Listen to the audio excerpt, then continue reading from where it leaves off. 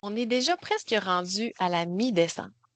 Et avec les vacances qui approchent, on va souvent ressentir la pression de tout terminer, de régler chaque dossier, de répondre à chaque courriel avant de partir, comme si tout devait absolument être bouclé pour qu'on puisse mériter notre pause.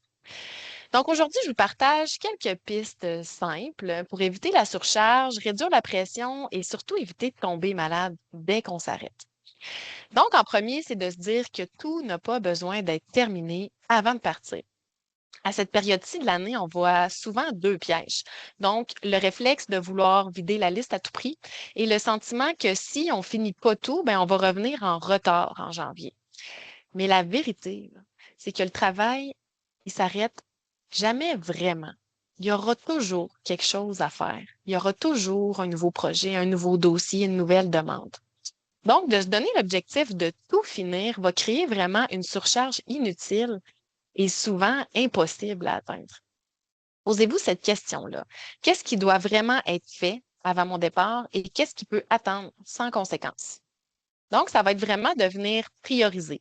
Avant les vacances, la priorité, c'est pas d'être parfait, c'est d'être stratégique. Donc, identifier les tâches qui sont vraiment urgentes, les tâches qui sont importantes mais non urgentes et les tâches qui peuvent clairement être reportées à plus tard.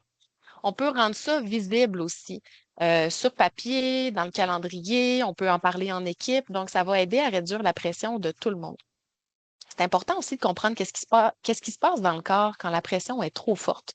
Quand on accumule trop de stresseurs, donc des échéanciers, des demandes de dernière minute, une charge mentale qui augmente, le corps se met en mode survie et il va tenir jusqu'à ce qu'on lui donne enfin la permission d'arrêter. Et c'est souvent à ce moment-là que le corps va lâcher. Donc, on va voir apparaître une fatigue intense, un rhume soudain, des migraines. C'est pas un signe de faiblesse, c'est un signe qu'on est allé trop loin. Donc, limiter la pression avant les vacances, c'est éviter de tomber et c'est surtout protéger sa santé.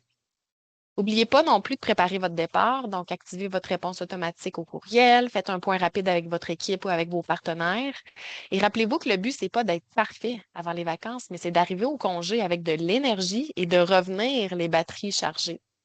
Donc, si le sujet vous intéresse ou vous voulez en savoir davantage, n'hésitez pas à nous contacter et bonnes vacances!